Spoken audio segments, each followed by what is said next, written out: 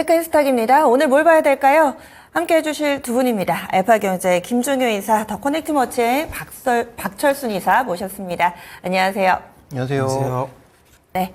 그러면 먼저 첫 번째입니다. 지난주 가장 기억에 남는 종목군 어떤 건가요? 바로 K뷰티 관련된 종목군이 아닐까 합니다. 화장품과 또 미용 의료기기 쪽 고공행진을 펼치는 모습이었고 52주 신고가 리스트에 상당히 많은 종목군들이 이름을 올렸습니다. 그렇다면 이 흐름이 지속될 것인지 화장품주 내에서도 먼저 갔던 종목군들이 약간은 좀 쉬어가는 모습, 그리고 새로운 종목군들을 자꾸 찾는 흐름을 보여주고 있는데 이 부분 좀 알아보겠습니다. 박철순 이사님 어떤 의견을 가지고 계신가요? 일단은 화장품주가 최근에 가장 강한 흐름을 보이는 섹터 중에 하나라는 거는 많은 투자자분들이 잘 알고 계실 것 같습니다.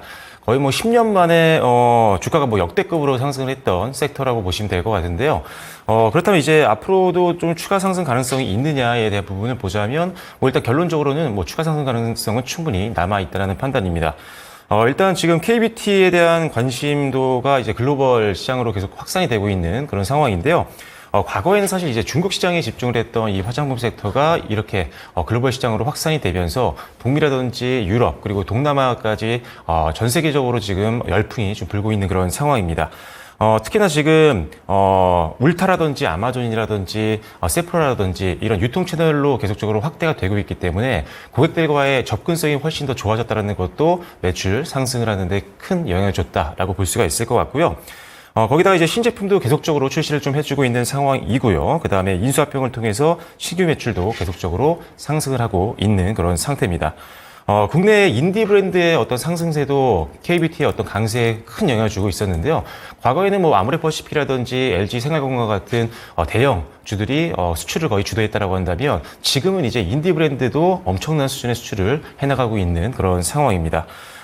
혁신적인 제품은 당연하고요. 마케팅이라든지 그리고 독창적인 어떤 전략들이 지금 시장에서 제대로 전략이 맞아 들어가고 있다라고 볼 수가 있을 것 같습니다.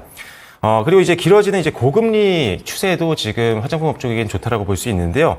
이제 미국 금리 인하가 사실 언제 될지는 모르겠지만 일단 지연이 계속 됐던 상황들이 있었죠. 그러다 보니까 고금리가 계속 지속이 됐던 부분들이 있는데 아무래도 지금 이 수출 대금 같은 경우가 달러로 결제가 되다 보니까 화장품 업체들에게는 사실 같은 양을 팔아도 더 수익을 벌 수 있는 그런 구조이기 때문에 이 고금리 기조가 오히려 화장품 섹터에는 긍정적인 환경을 만들어주고 있다라고 볼 수 있을 것 같습니다.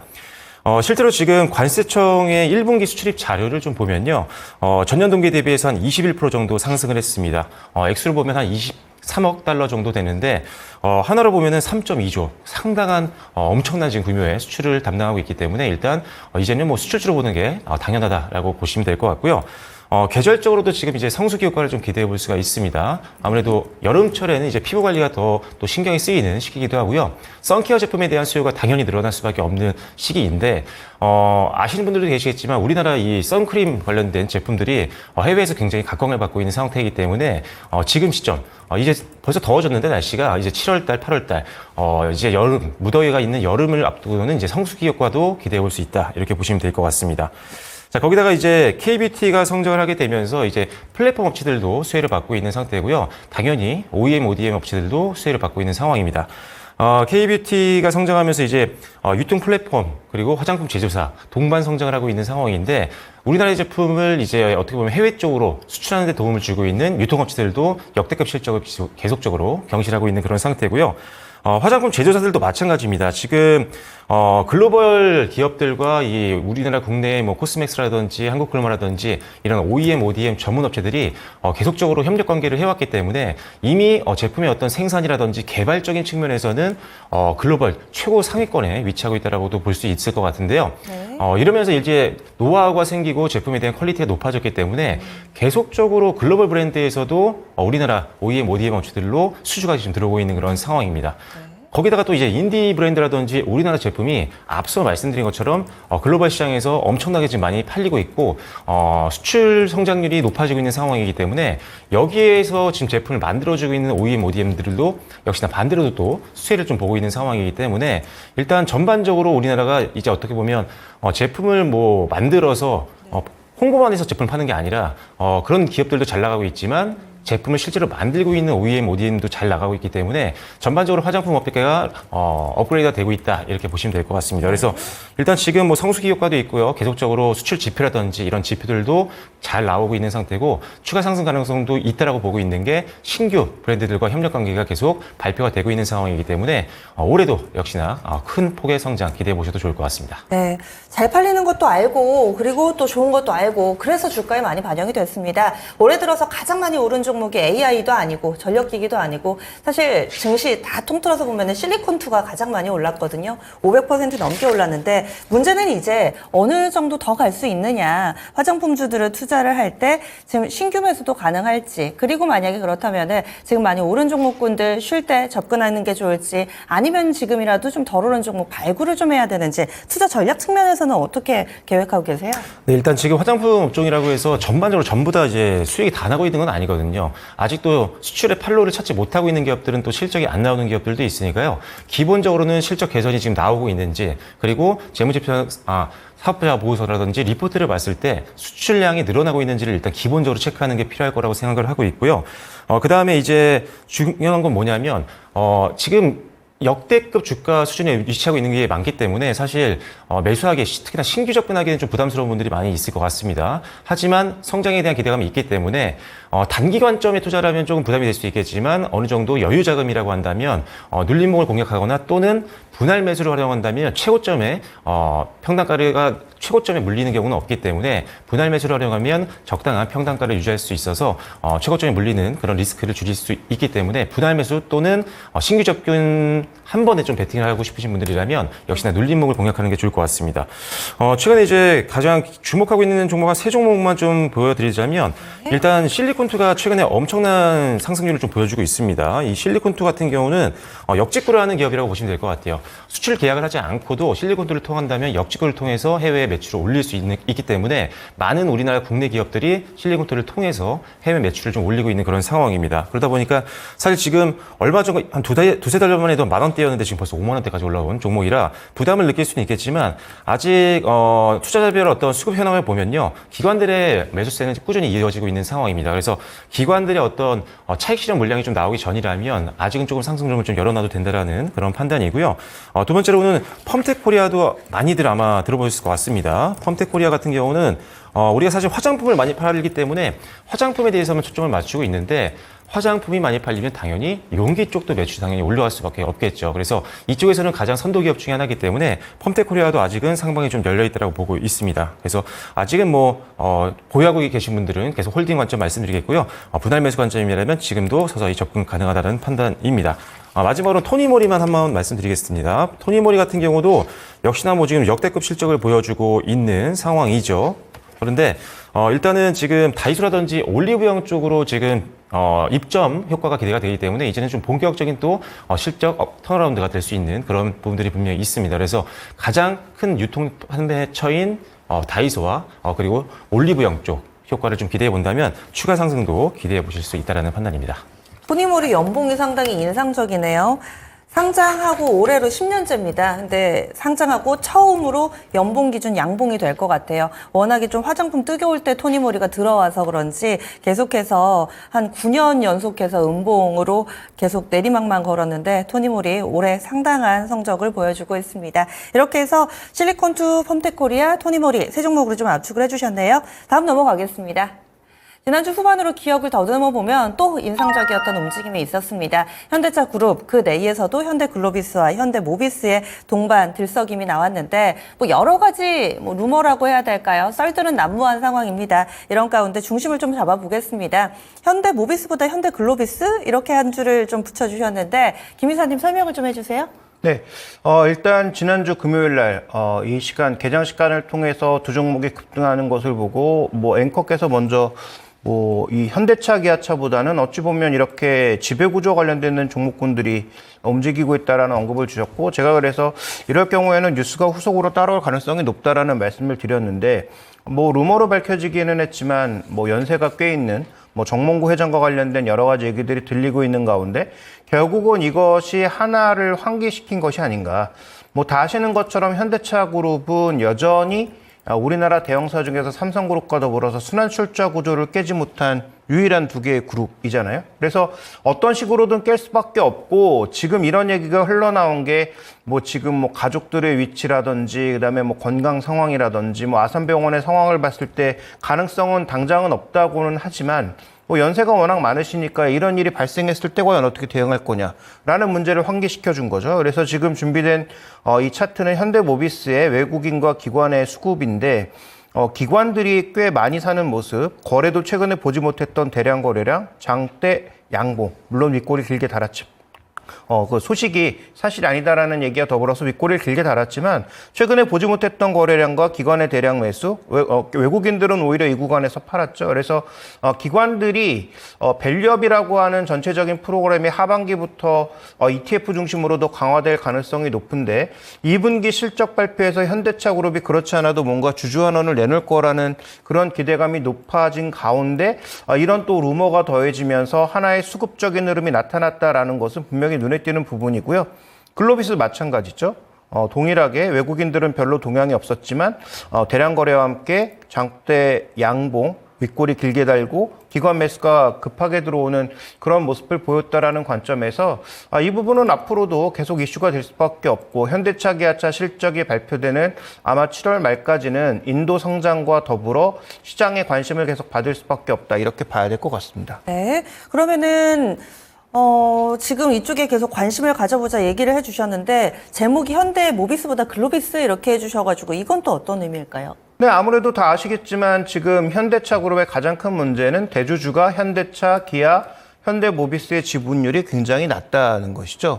그나마 조금 높은 게 현대모비스, 그래봐야 8% 정도. 그러니까 대주주의 장악력이 낮은데 상대적으로 지금 현대글로비스와 그다음에 상장되어 있지 않은 보스턴 다이나믹스의 지분을 가장 많이 가지고 있는 것이 정의선 회장이다 보니까 결국은 시장의 관심은 현대모비스도 어쨌든 지배구조의 정점에 있는 종목이라는 측면에서 여러 가지 시나리오도 나오고 워낙 저평가된 종목이니까 어느 정도 긍정적인 흐름이 나타나지 않을까라고 기대하고는 있지만 그 경우에는 굉장히 좀 극단적인 시나리오를 짜야 되는 상황이거든요. 현대모비스의 지분을 누군가 계속 모은다라는 그런 전제를 짜야 되는데 뭐 그렇게 대놓고 하는 흐름이 과연 가능할까라는 생각도 들고 그러면 결국은 뭐 우리가 이제 그 일반적으로 생각해 보면 상식적으로 생각해 보면 정의선 회장이 갖고 있는 지분 가치를 최대한 높이는 것이 가장 좋은 전략이 아닐까라는 그런 결론으로 갈 수밖에 없는 거죠. 그래서 시장의 관심은 저는 민감도 자체는 모비스보다는 글로비스로 갈 가능성이 높고요.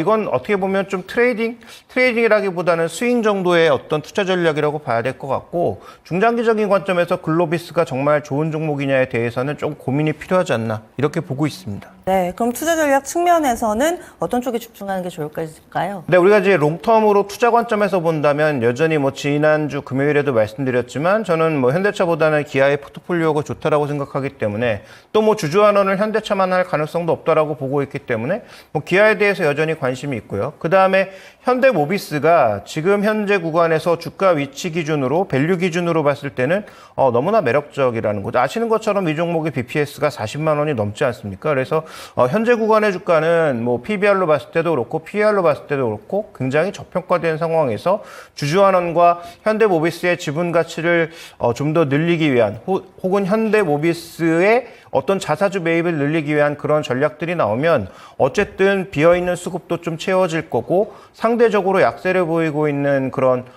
이 밸류에이션도 좀 채워질 가능성이 있기 때문에 전 투자 관점이라면 현대모비스와 기아 두 종목에 장기적인 관심을 가지시는 것이 필요하다 이렇게 보고 있습니다. 네, 알겠습니다. 종목 콕 집어주셨죠? 다음 포인트 넘어가겠습니다.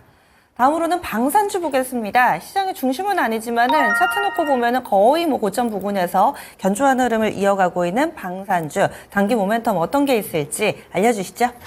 네, 지금 사실 시장에서 너무 지금 전력이라든지 아니면 기타 테마성이 좀 강한 종목들이 계속 너무 급등세가 세다 보니까 최근에 방산에 좀 약간 관심도 좀 떨어진 것 같습니다. 그런데 아무도 모르게 방산주들은 계속 고점에서 계속 움직이고 있는 상황이고 지난주도 그렇지만 최근 들어서 전반적인 우리가 알고 있는 대표 방산주들 같은 경우는 일부 반등들이 나오고 있는 상태이기 때문에 상당히 좀 매력적인 구간이다라고 먼저 말씀을 드리겠습니다. 일단 가장 먼저 방산주를 좀 좋게 볼 수 있는 이유는 앞서 말씀드린 뭐 화장품도 마찬가지지만 역시나 수출입니다. 수출 기대감은 계속되고 있는데 최근에 아무래도 이제 수출이 재작년부터 엄청나게 늘었기 때문에 이제는 좀 둔화가 되는 게 아니냐 이런 우려감이 좀 있었던 건 사실입니다. 하지만 일단은 방산 수주량은 역시나 우상향 기조가 계속 이어질 확률이 높다라는 판단이고요. 지금 2022년도에 우크라이나 전쟁이 발발이 되면서 그때 이제 어떻게 보면 수주가 가장 강력하게 늘었던 시기였고, 하지만 2024년 현재를 봤을 때도 그 당시와 비교했을 때 사실 지정학 리스크가 이런 분쟁 리스크가 더 커졌으면 커졌지 그렇게 더 좋아진 건 아니라고 보고 있거든요. 오히려 그 이후로도 여러 가지 분쟁들이 더 많이 생겼었기 때문에 일단 환경적으로는 이 무기에 대한 어떤 수요가 늘 수밖에 없는 그런 환경이다라고 보시면 될 것 같고요. 그래서 이제 각국 같은 경우 이제 분쟁이 계속 지속이 되다 보니까 국방력을 높이기 위한 행동을 계속적으로 해나가고 있는 상태입니다. 그래서 실제로 전쟁이 계속적으로 지속이 되고 있는 상태이기 때문에 무기는 계속 사용이 되고 있고 이걸 채우기 위해서는 무기를 다시 또 수입을 해야 된다는 거죠. 그래서 우리나라 역시나 방산주들은 수혜를 볼 수 있는 상황이다 이렇게 보시면 될 것 같고요. 실제로 화면을 보시면 아시겠지만 글로벌 방위비 추이가 계속적으로 높아지고 있는 그런 상황입니다. 역시나 전반적으로 지정학적 리스크가 전 세계적으로 지금 퍼져 있는 상황이기 때문에 주요 국가들의 무기 수입은 계속 늘어날 수 있다라는 점 참고하시면 될 것 같고요. 그리고 실제로 2022년도 방산 수주가 한 173억 달러 정도 기준이 됐습니다. 그래서 정말 100달러 수준으로 갑자기 팍 치고 올라간 그런 상황인데 아쉽게도 작년에 이제 173억에서 좀 줄었습니다. 그래서 이제는 꺾인 게 아니냐 이렇게 우리가 지표를 보고 추측을 하는 건데 올해 같은 경우는 오히려 역대 처음으로 이제 200억 달러까지도 돌파를 예상을 하고 있는 그런 상황이기 때문에 뭐 크게 수출에 대해서는 기대감을 좀 더 가지셔도 좋겠다라고 말씀을 드리겠고요. 사실 이 방위산업 같은 게 사실 한 번 수출로 끝나지 않습니다. 관계성을 한번 맺으면 계속적으로 이거를 사용하는 경우가 많기 때문에 기존에 계약했던 2022년도부터 시작해서 계약했던 국가들이나 기업들 같은 경우는 계속적으로 추가 수주가 기대가 된다라고 보시면 될 것 같습니다. 그리고 대선에 대한 것 때문에 많은 섹터들이 이제 수혜냐 호재냐 많이들 걱정을 하실 텐데 방산주는 사실 누가 되느냐에 따라 상관없이 조금은 좀 리스크에 좀 자유롭다라고 보시면 될 것 같아요. 오히려 트럼프가 된다고 해도 강경책을 좀 하는 과정이 있기 때문에 그런 거를 감안했을 때는 사실 누가 돼도 방산주 쪽은 계속적인 수주가 들어올 확률이 높다 이렇게 보고 있는 상태고요. 지금 주가는 고점에 좀 있는 상황이긴 하지만 일단 PER로 봤을 때 수익 대비 주가 수익률을 봤을 때는요 역대 저가권에 있는 종목들이 아직도 많습니다. 그래서 차트만 보면 부담이 될 수 있지만 PER 부분에서 보시면 역대급 하단부에 있는 종목들이 있으니까요. 이런 종목들 공략하시면 좋을 것 같습니다. 미 대선에서 자유롭다라고 이야기를 해주신 게 약간 좀 인상적이네요. 사실 방위비 분담 얘기도 좀 나오고 해서 걱정을 했었는데 괜찮다. 그리고 밖에도 단기적으로 볼만한 모멘텀들 방산주 쭉 소개를 해주셨어요. 다음 마지막 포인트 넘어가겠습니다. 최근 들어서 유럽이 좀 불안합니다. 프랑스발 정치 불안으로 인해서 유럽 전역이 다소 좀 흔들리는 모습이고요. 참고로 프랑스 증시는 지난 한 주 동안 6% 하락했고 유로화 급락, 거기에 파운드화도 덩달아서 움직임이 나타나면서 달러가 또 이로 인해서 한 번 더 강세 움직임이 뚜렷해지고 있는 모습입니다. 과연 괜찮을지 지금 현재 상황 어떨지 좀 짚어보겠습니다. 김 이사님 설명을 좀 해주세요. 네, 뭐 큰 변화는 아직까지는 아니라고 볼 수 있겠습니다만, 뭐 여러 번 언급드렸다시피 뭐 주의해야 될 상황들을 미리 한번 점검해 보는 건 나쁘지 않으니까요. 그래서 지금 뭐 프랑스발이라고 하셨지만 프랑스만은 아닌 것 같습니다. 유럽 전체적이라고 봐도 과언은 아닐 것 같은데요. 뭐 유로존에서 이탈하긴 했지만 지금 뭐 영국도 심상치가 않죠. 조기 총선을 얘기한 상황인데. 그 영국도 조기 총선을 굉장히 당겨서 한다는 것 자체가 부담인데 프랑스는 오히려 한 발 더 나가서 당장 이번 달 말과 7월 초에 총선을 하겠다, 조기 총선을 하겠다라고 대통령이 질러버리니까 이와 관련된 변동성이 좀 크게 나타나고 있는 상황입니다. 특히 유럽의회 선거에서 소위 우리가 극우라고 부르는, 그래서 독일 같은 경우에는 뭐 언급하기도 싫은 그런 얘기들을 하고 있는 그런 세력들도 이번에 꽤 표를 얻었다는 거죠. 그걸 빼고도 소위 극우 성향에 혹은 오른쪽으로 굉장히 치우쳐져 있다는 이런 사람들의 의석수가 대거 늘어서 전체적으로 변동성이 좀 크게 좀 커지는 유럽 증시 흐름이 나타나고 있다 이렇게 봐야 될 것 같고요. 뭐 두 가지 그림만 보도록 할까요? 먼저 유로스탁스 50인데 유럽을 대표하는 50개 종목의 최근의 흐름을 보시면 아직까지 뭐 추세를 이탈한 것도 아니고 그동안 오른 걸 생각한다면 이 정도의 조정은 뭐 당연히 와야 되는 게 아닌가 싶은 정도의 조정이긴 합니다. 자, 준비된 그림 보여주시죠. 자, 유로스탁스 50이 뭐 조정을 받고는 있습니다만 어쨌든 뭐 큰 폭의 조정이라고 보기엔 어렵고, 근데 불과 이게 한 달 전, 한 달 반 전만 해도 미국보다 유럽이 낫다. 유럽을 사야 된다. 유럽 금융주 중심으로 강세를 보였던 증시가 불과 한 달 반 정도 만에 조금은 뭔가 무너지는 형태로 가고 있는 것은 다소 조금 위험 요인이 아닌가라고 보여지고 있고 그 가운데 정치적 변동성이 확대되고 있는 거죠. 다음 그림 한번 보여주시죠. BNP 파리바는 좀 더 민감한. 그래서 금융주들이 원래 상승을 주도했던 이번 1분기, 2분기 초의 주요 종목군들이었는데 지금 2분기를 앞두고서 하락세가 상당히 가파라지고 있는데 이게 BNP 파리바 혼자의 하락이 아니라는 거죠.